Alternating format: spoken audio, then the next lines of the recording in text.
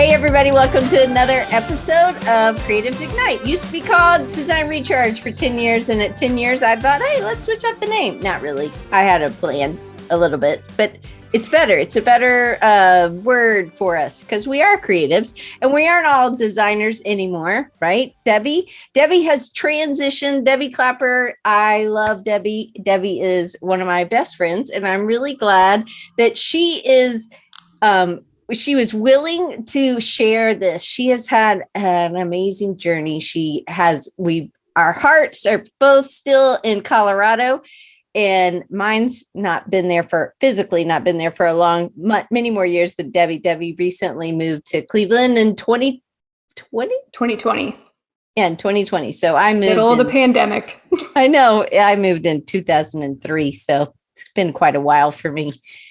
But I am excited to talk to Debbie because I think a lot of us, we start out and we get into design or art because of our passion for drawing or a love of art or whatever. And then we have this love for design. And there's so many things that Debbie learned that she now uses with her clients and with her, as she's doing her pieces, murals or commissioned pieces or whatever now.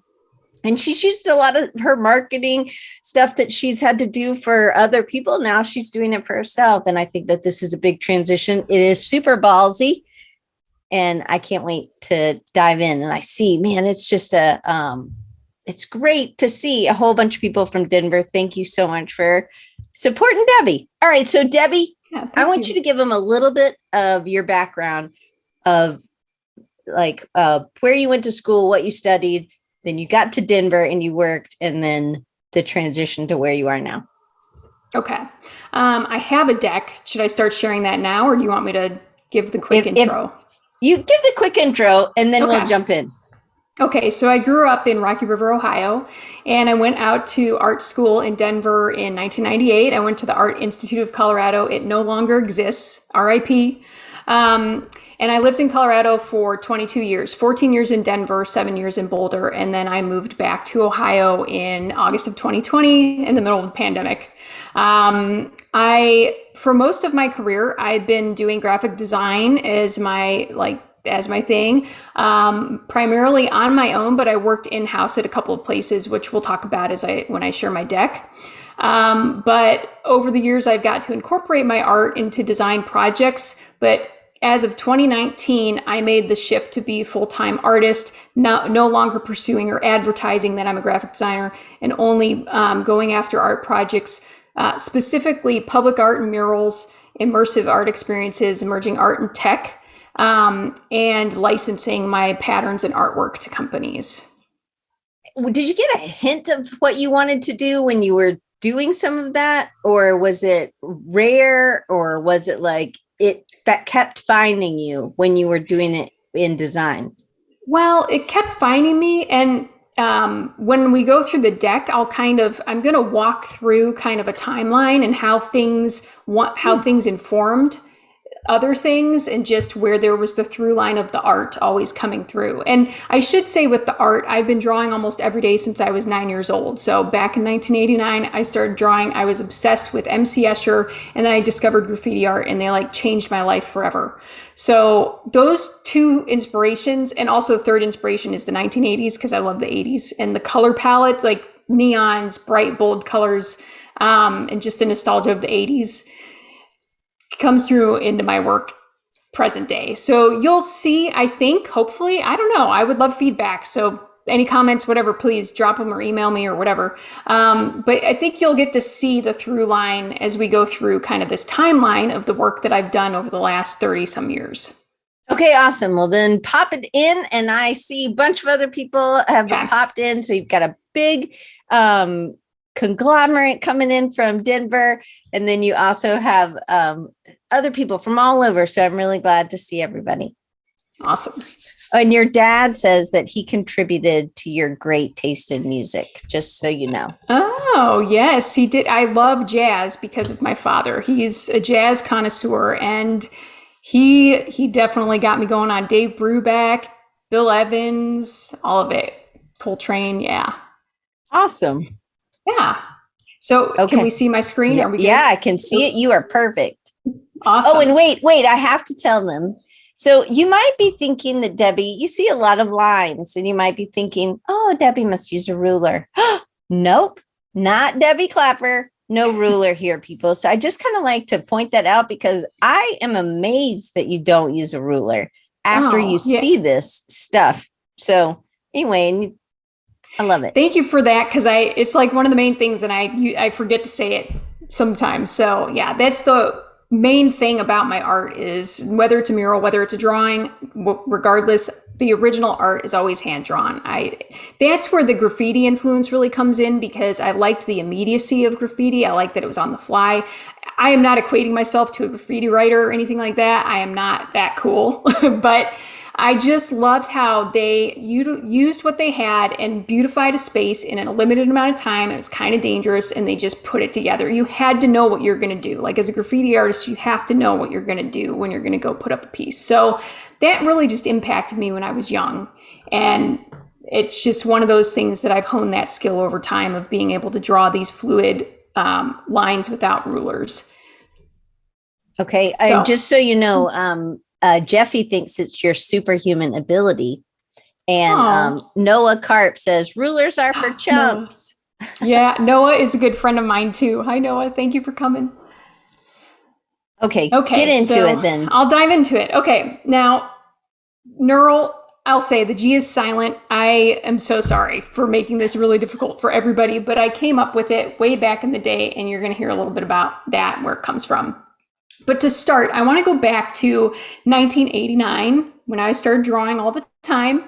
And I was in third grade, and my friend Jason and I started to make these little origami square pieces of paper that we were ripping off pencil erasers and gluing them on the bottom as fulcrums, and doodling on top of them and using them as spinners. They were essentially like a fidget spinner type thing that we were making as third graders. My mom, the great archivist that she is of my work, she has saved like almost everything I've made since I was a kid. And we found these in the archive. This photo is the DJ spinners. Okay, these are the spinners that I had drawn and created.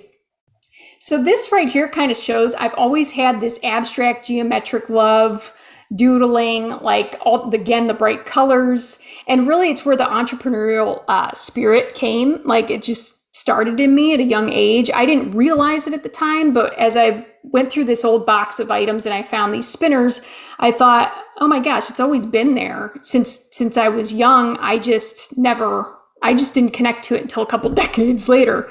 But we started selling these in class, and kids were buying them like 25 cents. We got in trouble because you weren't supposed to sell, which is too bad, because I think the school missed out on an opportunity to teach us third graders a little something about entrepreneurship and business.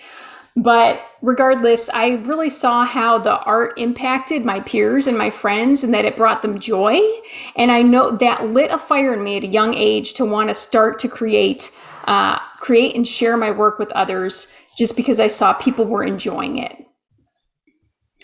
So that also led me to create, like, I started airbrushing shirts in high school and doing Sharpie tattoos on friends, all different kinds of stuff. And so by the time I was near the end of my high school years, I knew I was going to be a professional artist at some point in my life, though I didn't think it was going to be anytime immediate. And I decided to pursue a career in graphic design. So then I went to the Art Institute of Colorado. So out there— How come Colorado? Well, I applied for the Art Institute in Cleveland, and they rejected me. And I really wasn't excited about going to school. I've never been a great student, and I wasn't really interested in school. I had gotten into Kent State, so I had two options. But my sister was the one who pushed me to apply for Colorado. She was living out there. She's 10 years older than me, but we've always had a really great relationship. She encouraged me to come out there and to try something new, which was a huge push, because I was so shy and introverted and afraid to leave my nest of friends and my family. So it was like, I'm still blown away that I even moved. It's like weird to me that at that point in time I did it, because I was such a scared little girl, basically. Were you 18 when you went to school? Yeah, I was 18. Yeah. But it was so out of character for me, but I did it. And within a year of moving, my sister ended up moving because things happened and she left. So it was kind of like, oh, great. But I fell in love with Colorado. And so then I thought then, okay, I will never move back to Ohio. This is my place. Never say never, people. This is a lesson right there. Drop the mic, Debbie. I get you. I got you. And that bites me in the butt all the time. I think there's so many things in my life where I've been like, never will I ever. And then it happens. And there I am eating my words. So in art school, we had one of those typography classes where you design a typeface. And I actually love type. It's one of my favorite things in graphic design. And this is a little known secret, but I wanted to be like a typographer. I mean, now you would say a lettering artist. It's like all the trend. Back then it wasn't quite there yet, but I loved it. Type was my absolute favorite because it was graphic, it was bold, you could abstract it. I mean, that's again where the graffiti roots come into play too. So Neural is a typeface that I designed in 1999. Now we can see here that it's not an exquisite typeface. It's really pretty poorly done, but this is like the snapshot of the poster that I designed for my class. So the idea behind Neural was the merging of the neural network in the human body and the neural system in the computer, like kind of this organic and digital, these worlds colliding to create art that has this weird organic digital quality to it. And I've kept the name forever and ever because I think no matter how many times I've evolved and changed my business a little bit, it always seems to fit. Like even today, the work that I create as an artist, I mean, people come up to me and they'll say, is that digitally created? Oh, you drew that in the Adobe Illustrator program. I'm like, nope, I drew it by hand. If you really get in there and you look, you could see the little inconsistencies. So I think the name still carries through and works with what I'm doing currently. Did you just like, I'm sorry to interrupt. Did you just graffiti, or did you actually perform graffiti? I don't know. I didn't really perform it. I didn't do it. You'd say write it. I didn't write graffiti. I wasn't like a writer, but I briefly had gone out a couple times with the guy who did graffiti. I don't think my parents know this. It doesn't matter. It Mom and Dad, please keep your ears plugged for just a minute. I'll wait. Don't worry. It was all, everything was fine. But no, I mean, I think every now and then I'd go around tag or something goofy like that. But I really was never was like a true graffiti artist. So can't say that I ever did it for real. That would be like dissing everybody else who's really great too. But so my first job was at a sports publication company / advertising agency. It was this weird hybrid. And I did work for the ad agency, a little bit of stuff, but really the majority of the work they had me do over the years was for local sports publications in Denver. And so we did stuff for the Denver Broncos and this magazine called Mile High Sports, which I think is still around. And some publications for local schools, the collegiate athletes and that. With this job, you could kind of see, so it's definitely like I'm not getting to be as creative or as artistic, I should say, right? Because it's got to serve its purpose. It can't just be this like art piece. But I was still always trying to incorporate patterns and some touch of like unique elements. Like anytime I would adjust headlines, the typography and that, I would go in and manually manipulate things. I don't like just using a font and not doing something to it. And so I would not always, but I would try my best to like add those unique pieces and situations to the layouts, which is something that I've realized in thinking about it. It again carries through my work where I'm always trying to create a unique experience for my client or for my customer to where it is a one of a kind. Like you're not going to just get this cookie cutter thing. So even back then, it was like I was trying to do that in this more corporate setting and that, the Broncos, you couldn't do so much stuff like that with it. But this job really, aside from that, really started to teach me about how to manage my time, how to organize, how to project manage, how to put a whole publication together in a very short period of time. And Diane, I know you were in the publications industry too. So you know how crazy the deadlines are. And I was at one point the only designer and artist working for them. So I was very busy. I would have to be up until, 2 or 3 in the morning, finishing and sending it to print. This was back to when we were using Quark and it would all of a sudden crash for no reason. Do you remember those days? And your document would just be corrupt and you'd have to Like I had to redesign a whole magazine a couple times in one night, and you learn how to get fast. So working at this publication company really taught me as a young designer how to be fast, how to still be thoughtful, and try to still put out the best design you can. I'm not saying like this is not award winning or anything like that, but still to not just slap something together and just to get it out, but really think about it and do your best work, but move quickly.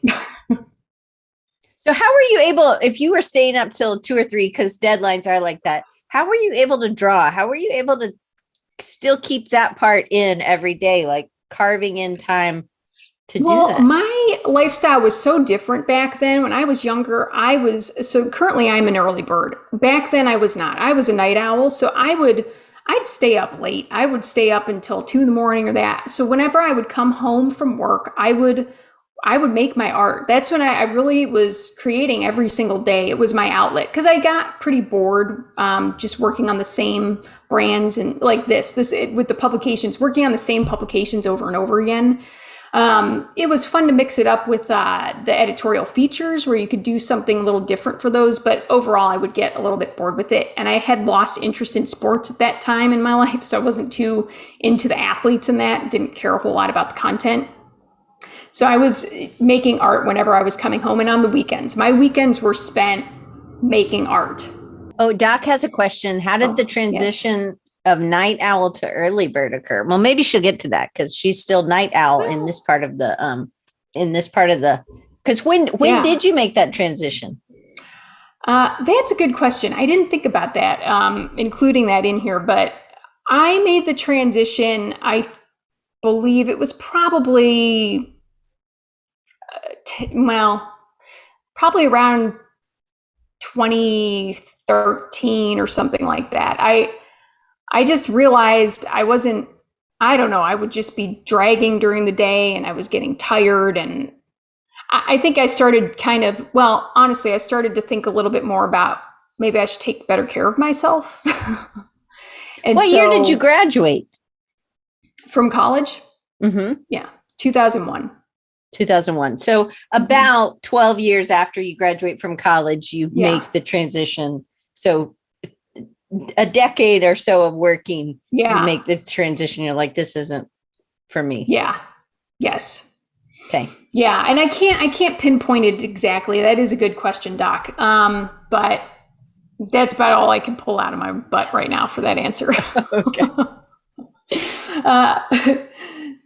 So while I'm doing the work at the publications company and the little ad agency stuff, I was also starting to build up clientele on the side as like a freelance designer. And so I was doing a lot of gig posters and I got into a lot of the stuff in the Denver music scene at the time, which was it was so much fun because it was a great time to be part of that scene. There was just a lot happening. A lot of bands were really starting to just take off. It was a fun scene.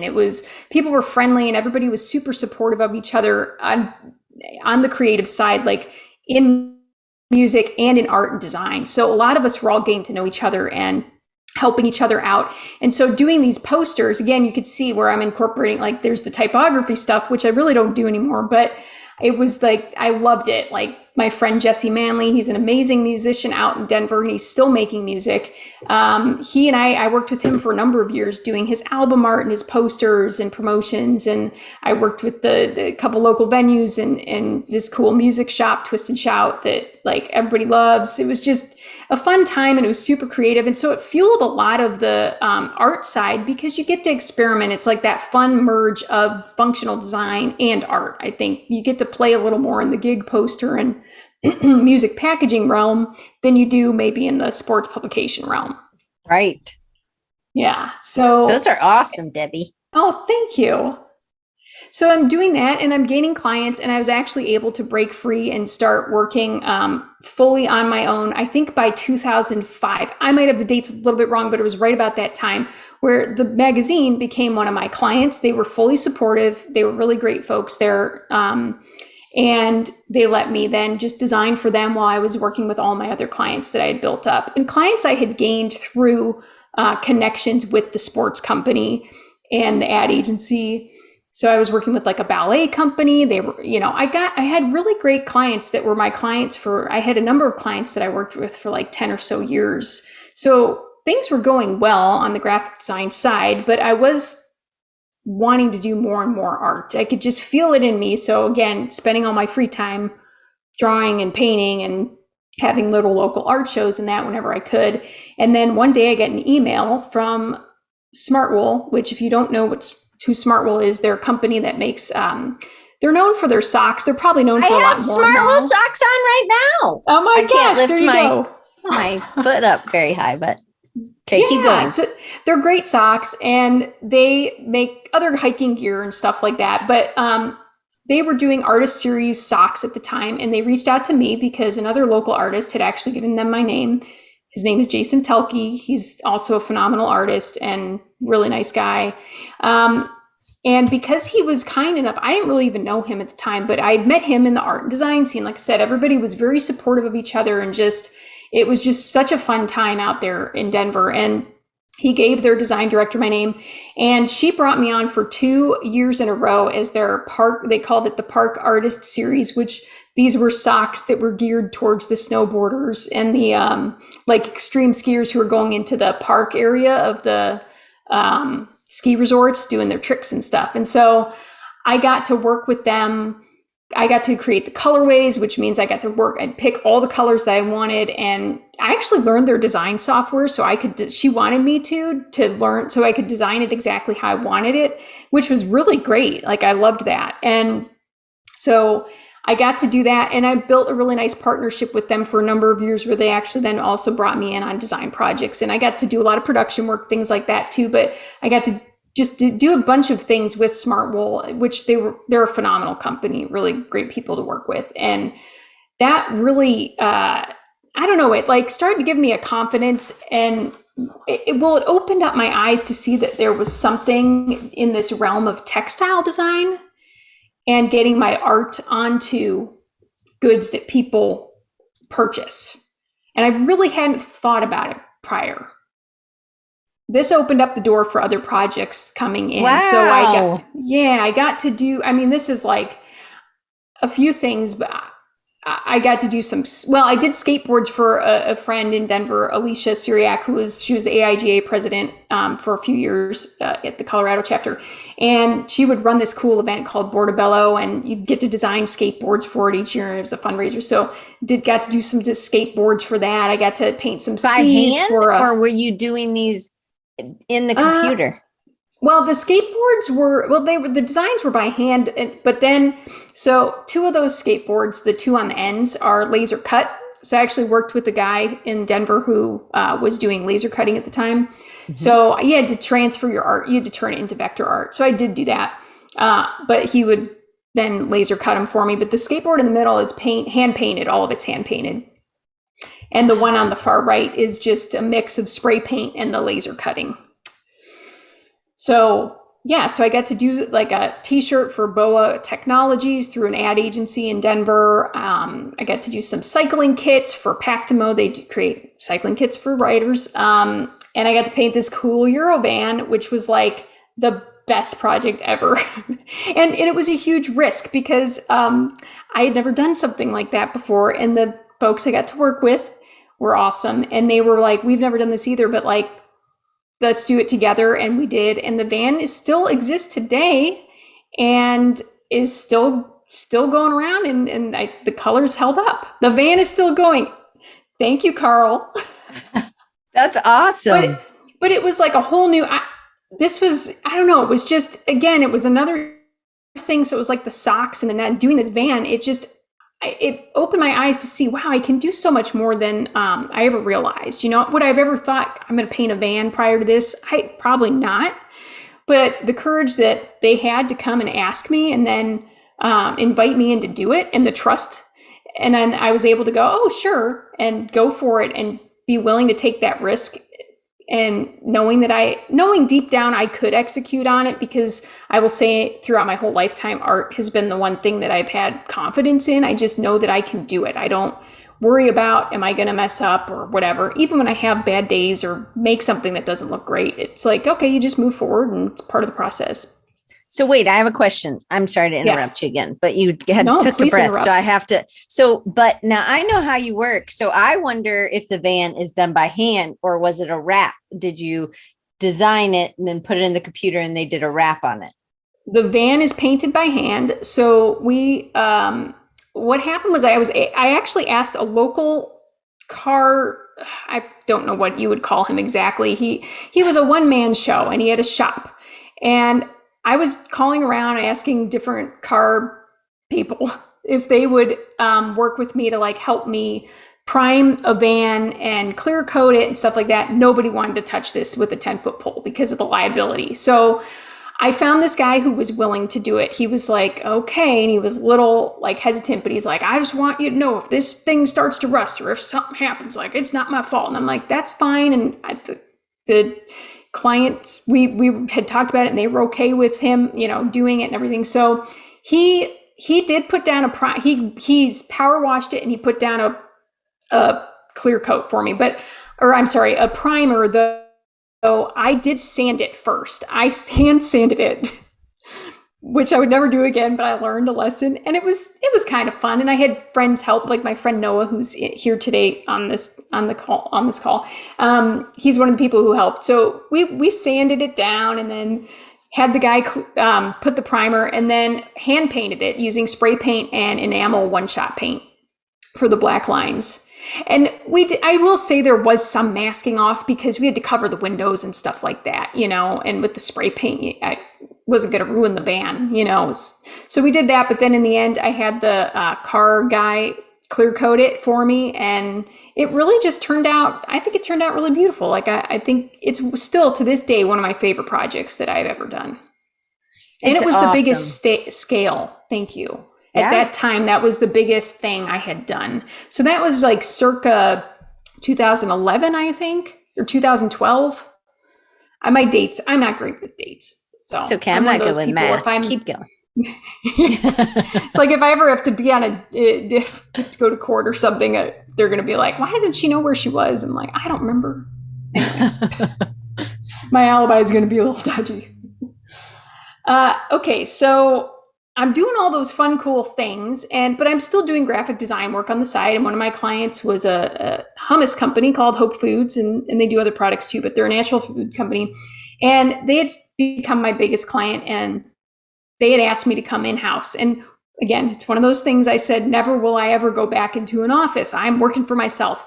Well, I don't know. There was just something that happened, this prompting in my heart that I felt like I was supposed to go and take this job and learn and be full-time. So I did, and I did that for a few years, and it was okay. It had ups and downs, but I learned a lot in that job. I learned a lot about myself, good and bad. But really overall, I learned how to work better with the team, how to listen to people, how to work with like marketing and sales. And believe me, I didn't do it perfectly when I was at this job. But it started to clear way in my heart to like be kinder and more thoughtful in how I'm interacting with people that I'm doing design work for or any client work for, instead of just thinking and making it all about me. Cause I did do that. Was very much not like all the time, but I would definitely think, well, I'm a designer. It's my art. I have to have the ideas. I have to. But I started to learn how collaborating was actually a really great thing. And then it can take everybody further when we involve others in our plans. Love that. So then I got laid off. Oh, I just said I love that. So you got laid off, boogers. I got laid off, which was actually the best thing to happen at that point in time because I was a little bit depressed. I had actually stopped making art for the first time in my life. So I will say there was about a 1.5 year time span when I stopped. I wasn't making art. There's a lot going on there. We could talk about it if you want, but maybe that's for another time. I'm open to talking about it, but I don't want to waste too much time on that.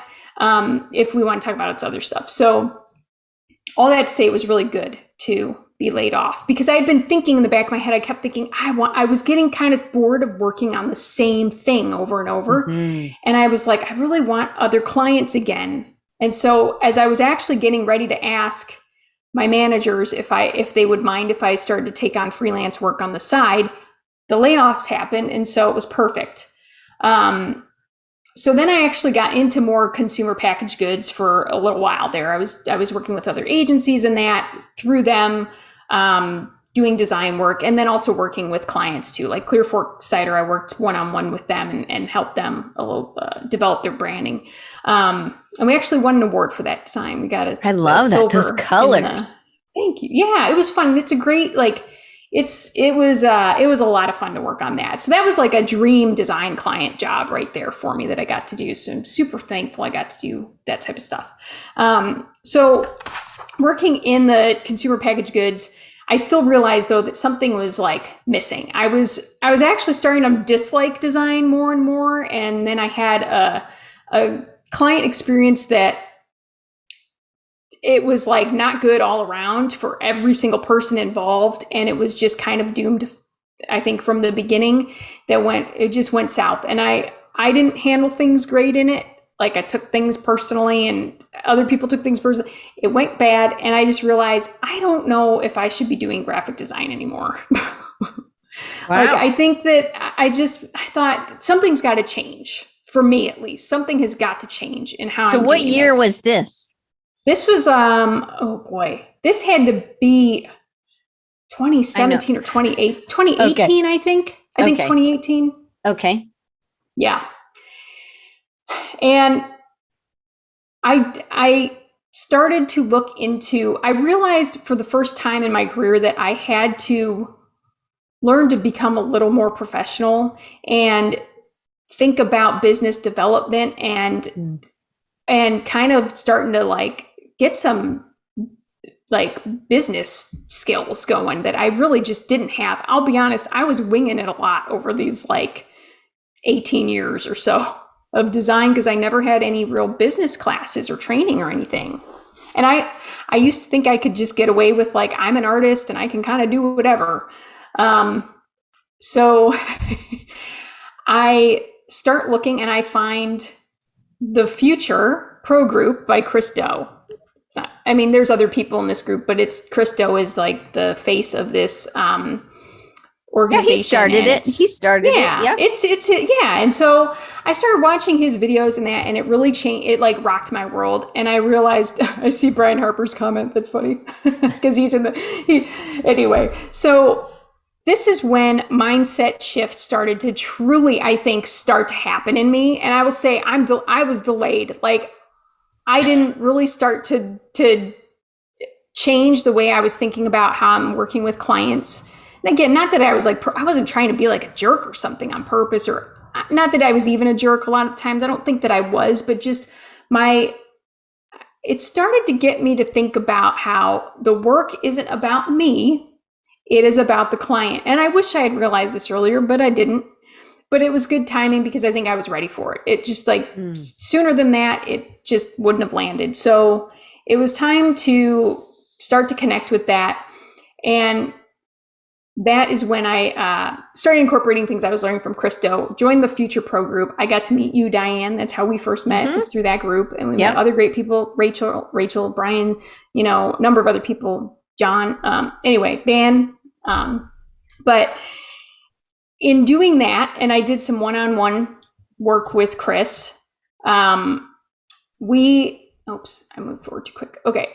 He was one who actually really helped to push me then to think about going full-time as an artist. We were talking about developing my business and what we could do to grow it and to make it more of an agency too. So I wasn't just going to continue to be like a pixel pusher graphic designer that couldn't really go. I was like hitting that ceiling anyway of what I could do and where I could go without becoming a creative director. And I really didn't want to do that for someone. So as he and I were talking, going through my work, I started to show him some of my art, and he was like, "Wow, you're actually a really good artist." I think he was a little bit like, at first until he looked at my work, and then he's like, "You could make a living doing it. You're just not marketing yourself right." So that really turned things for me. Not that like I had to hear it from Chris Do, but it helped. And I would say like my family has always backed me, and 100%. My parents, my sister, my aunt and uncle, and my brother-in-law, they've been fully supportive. So that's really helped lead me to keep moving forward in this direction. Okay, so Now I'm just kind of showing some examples of current day things that I've been doing since making the transition of from designer to full-time artist. So I've gotten to do some wallpaper for a coffee shop where I did actually get to incorporate a little bit of typography. I got to do some custom type. You probably can't see it in the screen share there, but got to do a little custom typography for them. I get to collaborate with this really amazing, phenomenal genius of a coder. His name is Cashflow. And so he and I have done a couple of things together, doing digital interactive murals that actually you walk up to them and they react to you, and projecting them on buildings. And he and I we continue to like think of new ideas and things to do together. I got to paint an intersection in downtown Boulder last summer. I painted some art panels for a restaurant that I love in Boulder called Black Belly during the pandemic. I actually did that for them as a gift to them, as my favorite restaurant during the pandemic, because they were it was right when everything had happened. It was before I moved, and I was really trying to be supportive. And I said, this is how I can help you guys. Like, they had this outdoor tent, and I said, can I paint some movable mural panels for you?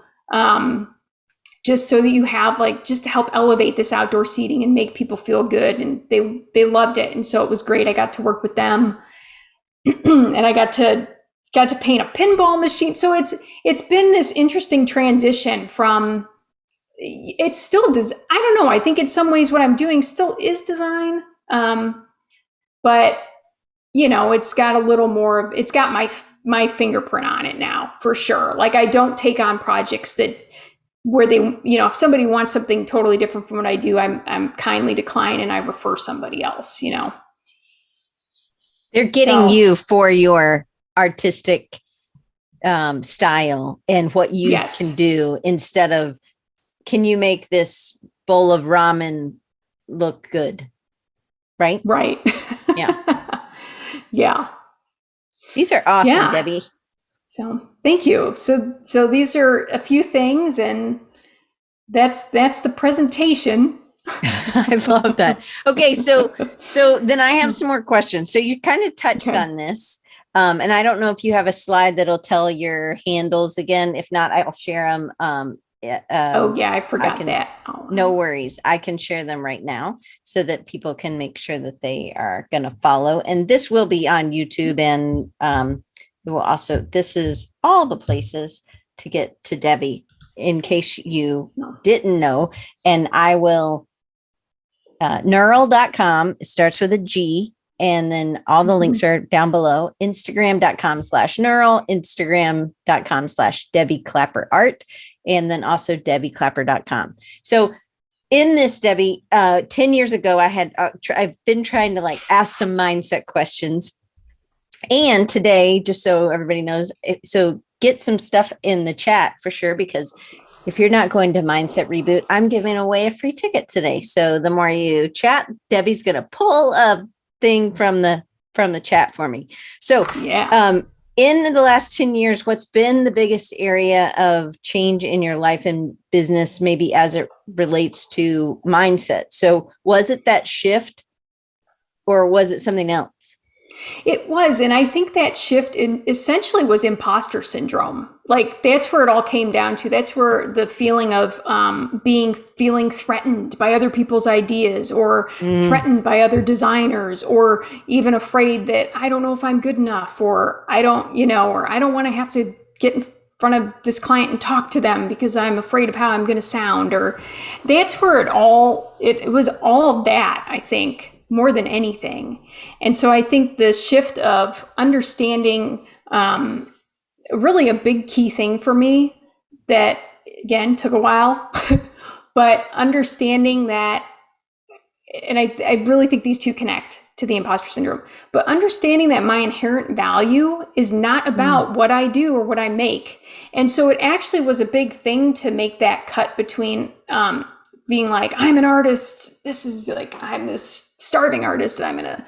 But to go, I'm an artist, but I'm so much more. And I get to share this beautiful creativity that I think is from the hand of God down. And hopefully it's going to help inspire people, give them hope, and make them feel valued. But it took me a while to get there, But I had therapy, and I went through a rough go for a little bit. You know about it. So that's a story for another time, but there was a lot of good that came out of that. It wasn't all just bad stuff. So, well, I think it seems like you've had a good outlook, even getting let go from Hope, the hummus company. And Jana said over in the chat, Debbie, I remember when I joined the pro group and we were going through the end of the year goals, and you had said then that you were realizing that you can focus solely on your art. It was a long time ago, but your enthusiasm stuck with me and it's been so inspirational. Isn't that great? I know, Jana, that's awesome. Thank you, Jana. It's just, that blows me away, because it's even to hear that, it's like, that's where, there's always the work to do in ourselves, but like, thank you, Jana. I appreciate that. If something comes your way, if like more socks or more something else that wasn't maybe a mural, but it wasn't something that you had done, but it had sort of that fine line between design and, doing your art, but you're still they want your art. Is there a clear line that is yes and a clear line that is no? Is that something that you had to kind of ease into? Or was it like, from here on out, I'm saying yes to projects that are this? And what are those clear? Is there something that's like, this makes it a clear yes?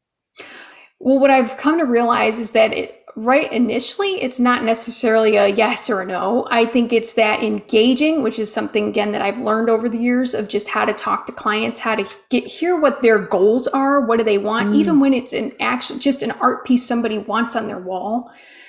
Talk to them first and really find out, what are you looking for, and see if it is a good fit.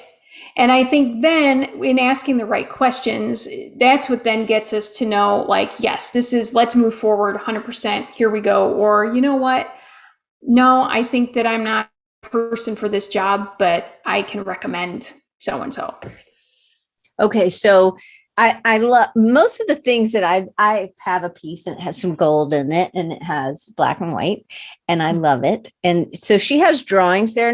Like if you're thinking about regular art that you put on your walls, absolutely. Debbie has that too. But then you also have this amazing ability to make the things that are even behind you, right? Like if you scoot over just a little bit, you can see that skateboard. A little bit more. There you go. There's a skateboard there. Which I love that skateboard. There's so many things that I think, Debbie, you can touch and it makes it Debbie Clapper. And I love your wall. And you have this all over your house because I think that you've been able to see that incorporating this, instead of it being so sterile, you've painted walls different colors, and then you've been able to go on top of them. And it is art. Maura says it's art everywhere. And Brian says Debbie can make anything art. And it is and the mural behind her is so cool, Hannah. She has a goal of doing a pool. So anybody needing a pool or maybe the local YMCA, she'll travel. She'll do. I will. Right. We're going for a pool, people. She wants to do a pool. So I think you just got to put stuff out there, right? If you're like, hey, I would really like to do a pool. I think there's somebody in Florida that's just waiting, right? They have a lot of pools, agree. Or maybe California. I think you're right. So what do you think have been some things? I know you joined the pro group and that helped, but you also were doing other things. What processes or systems did you put in place that help you grow as an entrepreneur?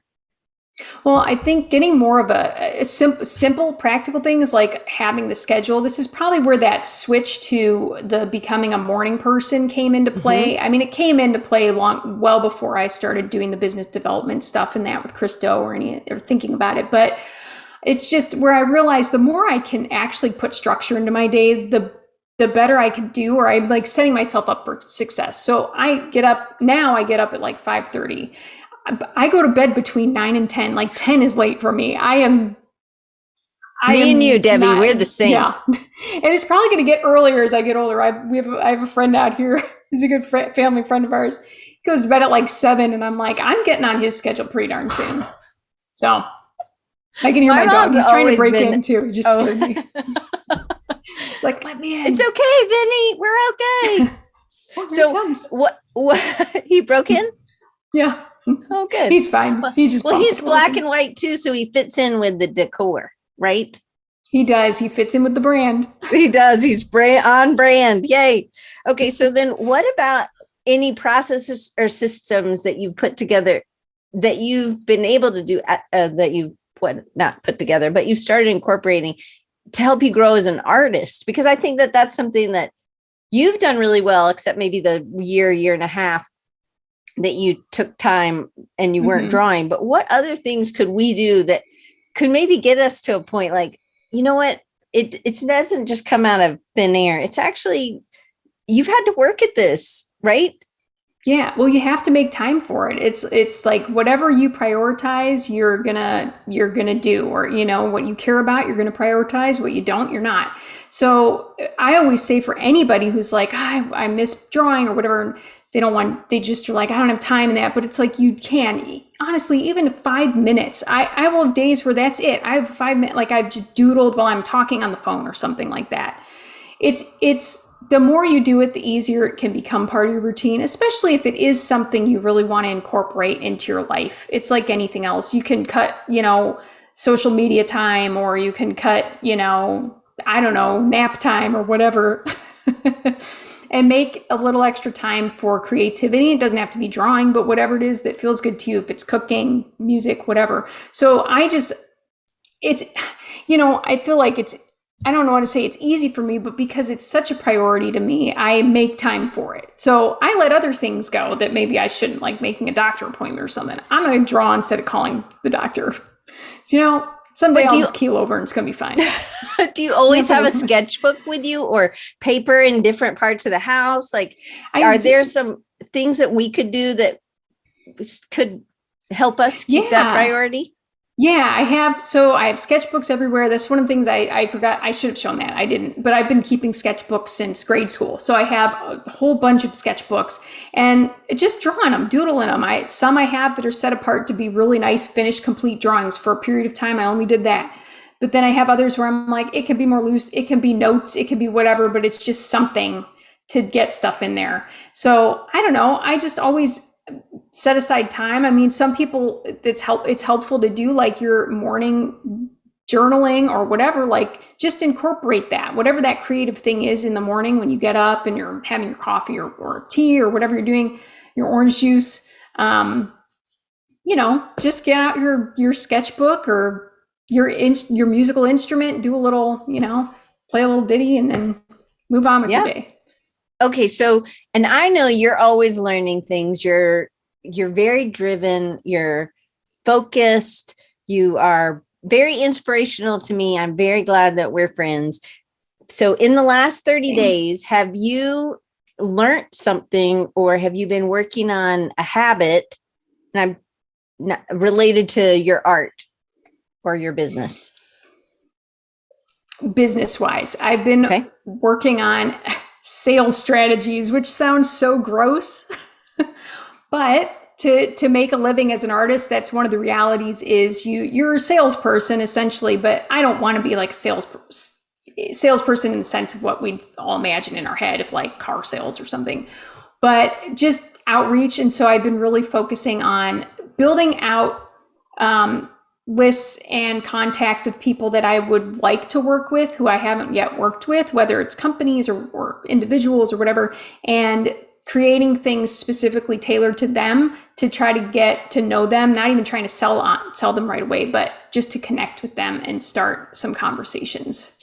Okay. So I don't even know if I wrote this down, but I did. It was number 9, but I'm skipping number 8 right now because it goes with what you just said about your opening conversations. And Denise was like, outreach. That's so much nicer, than sales strategies. But you have a different approach to actually being in front and being with it. So it's not that you just do public works or fine art pieces and you go to art shows and stuff like that, because you do those things, but you also do commissions for people, like a room that, like the room you're in, people have commissioned you and it's in your style, but oh my goodness, I've seen some of that work that you've done as well. And it's amazing.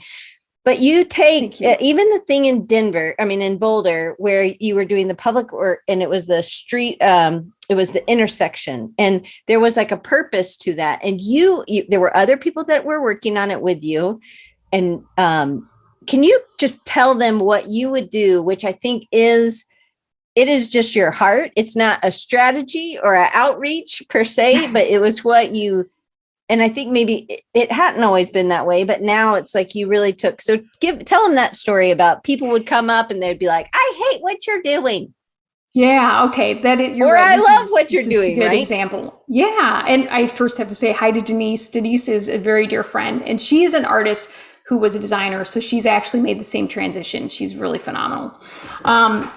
So in Boulder, when I was painting the intersection last summer, like you said, so every day we painted for 4 days, and people helped at that. Elsa helped. She's in chat too. Elsa was there, a few other people, but every day you would get all kinds of reactions. Most of them were good. It was like people saying, I love it, honking, like happy honks, and stopping to tell us that, thank you for doing this and all that.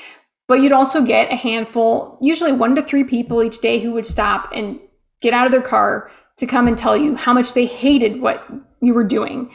And I will say, first of all, without doing all the work I've done over the years, I would have really taken that personally and internal been pretty work, upset the by work, it. Yes, the internal work. Yes.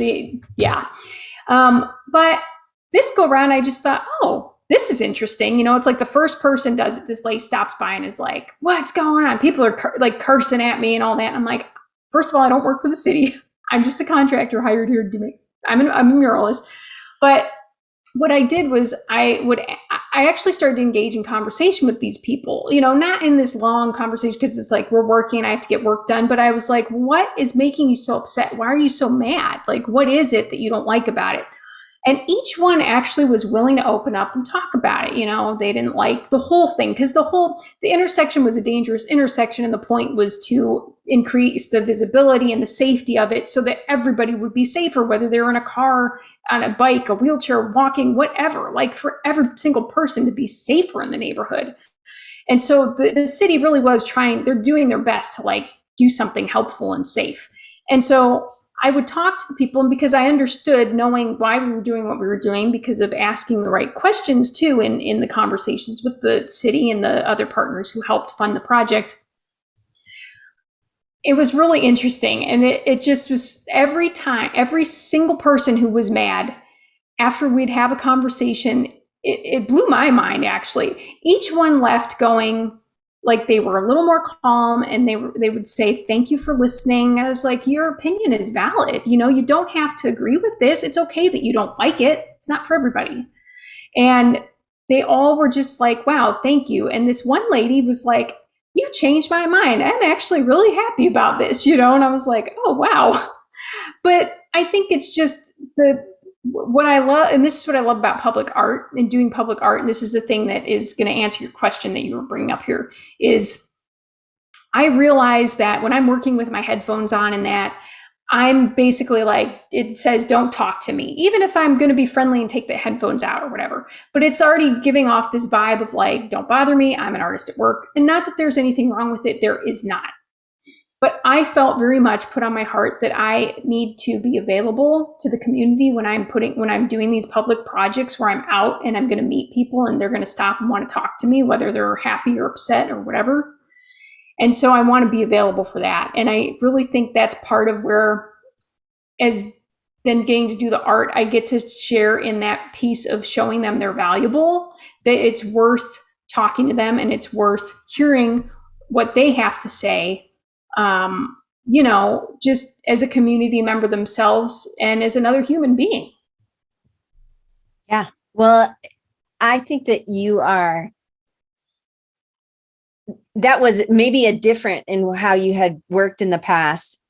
You were incorporating more. Even you had said to me that the people who were part of the city, they really enjoyed coming, and because you made them part of the process, they felt like you were actually giving them or I'm putting words and you didn't necessarily say this, but they felt part of the process because you were, and I think you've probably done this with other projects, other commissions, because you are using that designer mind and making it not just about you and what you're doing, but it's also, I love that you incorporated the people who were walking by and you took the time, because lots of people wouldn't.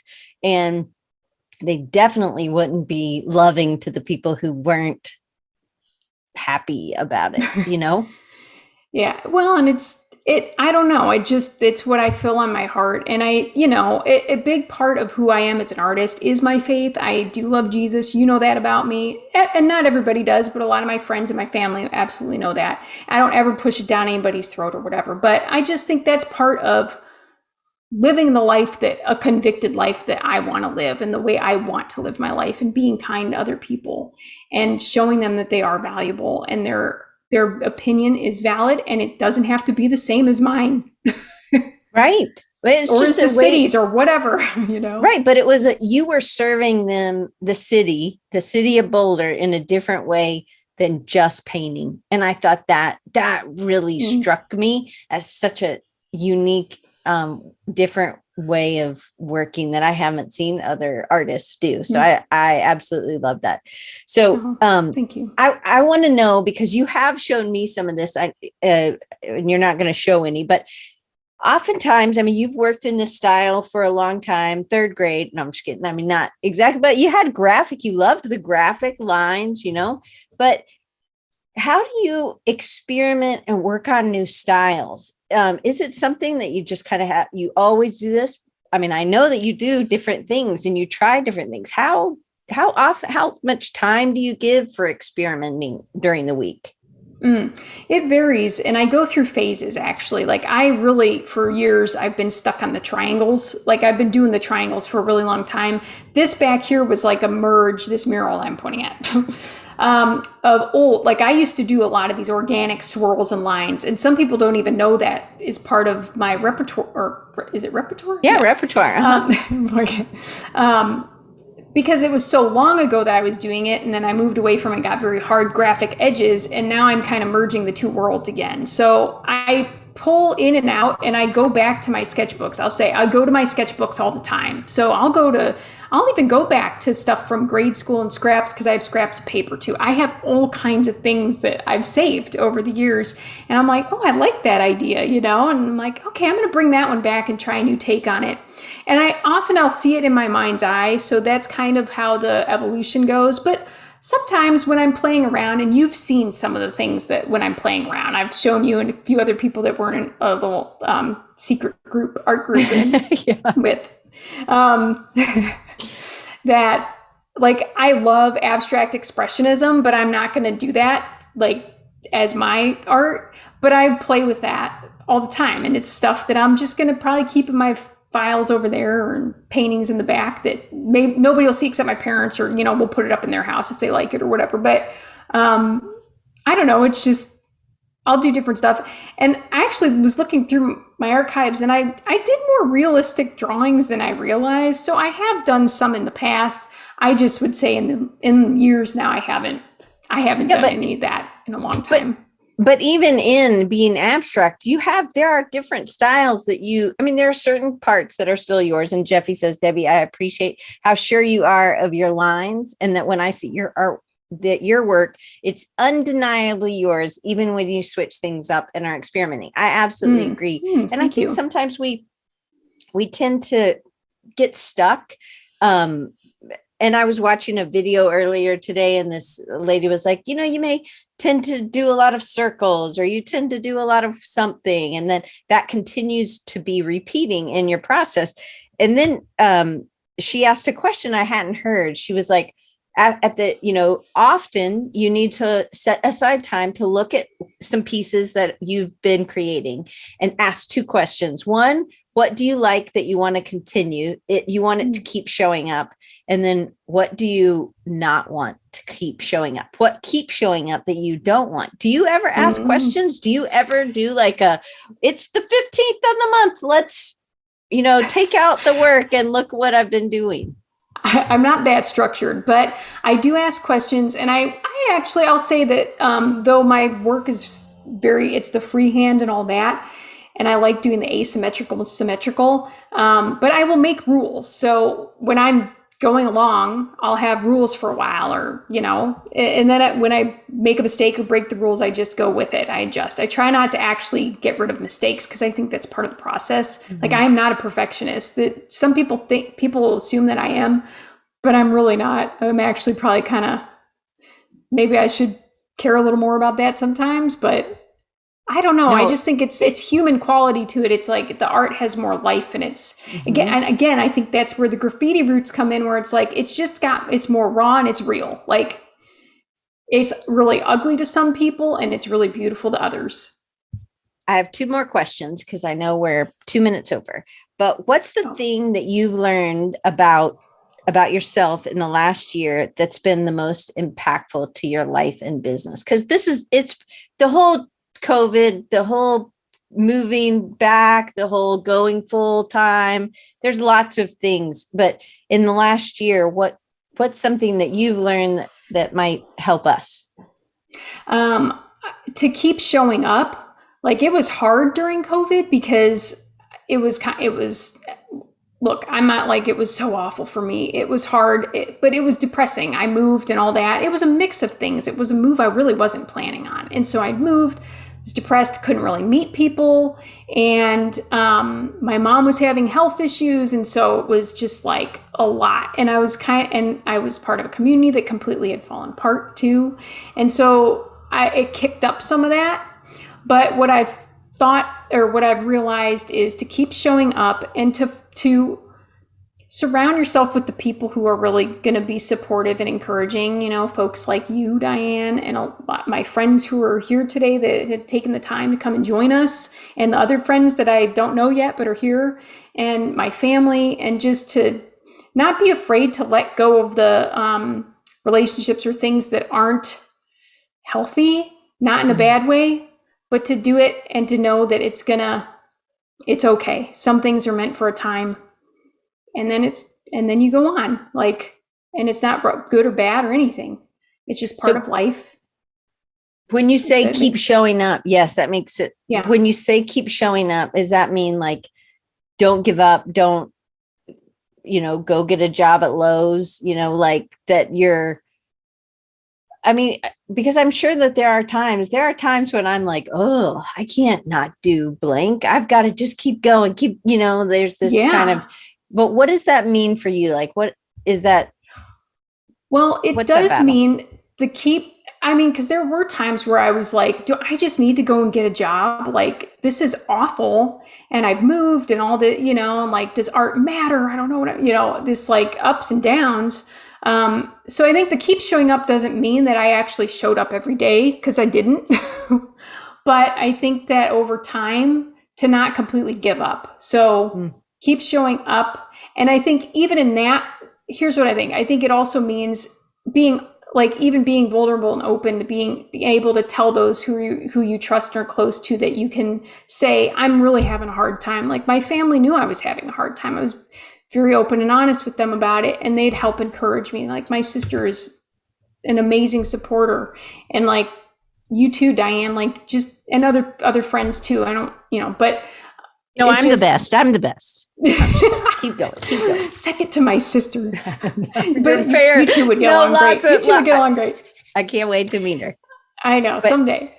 But it is important to have people. That's what and I think that's what it means, instead of like, don't retreat. Because that old me would have retreated and shut down completely and been like, I'm all by myself. I have nobody. So I'm processing through this as we're doing it. But I think that's what it means to show up, because we're still being ourselves too. And I think to Van, who is here, she's great on this topic. She's done a lot of deep work, and she's an amazing woman. And like, I just feel like this is kind of a Van lesson too. Like, be yourself and don't try to be something else, And so if you're having a bad day, it's okay. If you have a day where you're like, I can't show up today, that's okay. But just keep trying each day, like be open to that also, allowing that to change, your heart to change. I love that. So it's kind of like your authentic lines. Just be, if you mess up, it's just a mess up, but it doesn't mean that the piece is ruined or the day is ruined, right? So that's what I'm getting from this, is that I'm going to be like one of your lines, that if it didn't go exactly, that's just what it does. We don't all have to show up with the perfect body or the perfect design or the perfect marketing sales strategy. We just have to be right. We have to keep showing up and being ourselves, and let letting some of those imperfections show, and our heart show so that we can serve better and make better things. But it's also just about continuing to practice, but also trying new things. You're pretty bold in things that you'll try and which it's very inspiring to me that you are like, I'm going to do this. And I love that you want to do a pool. I just can't wait for and Brian Harper was like, ooh, you should get with a pool liner company. Something else. Right? I know that was a great idea. Yeah. Good idea, Brian. So the last question, what is next, Debbie? What is next on the horizon for you? I think a pool possibly one of these days, right? But what else would you like? Continual evolution. Like I very much have been newer things have been inspiring me in the last couple of years, particularly certain interior designers like Kelly Wersler. I've loved her forever, but like she inspires me. And then fashion design.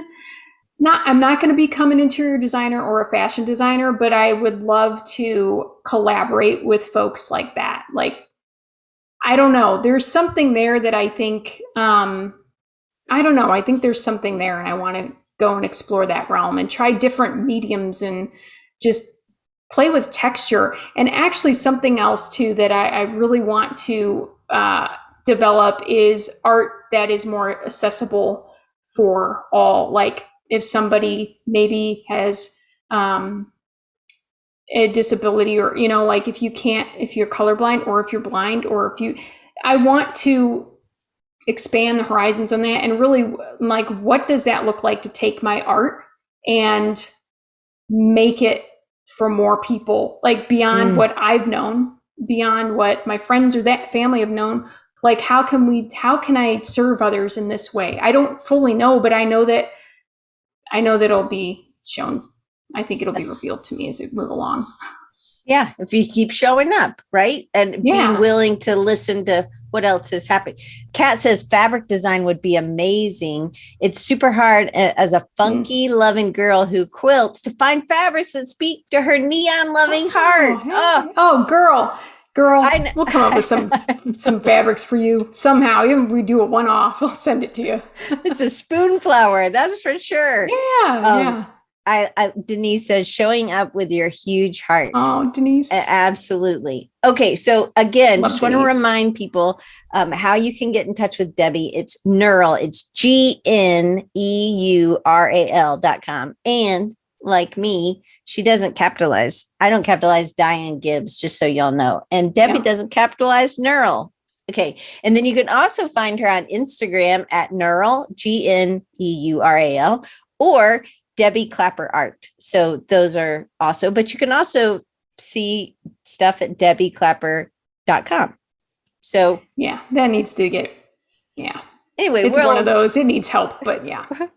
So Debbie, since a couple things. So one, thank you so much for sharing your story. You have it's so vibrant and even in black and white, it's so, the art is exciting and I love it when I get to, sometimes we talk on the phone, but lots of times we meet on Zoom and I get to see the space behind you, which I always love.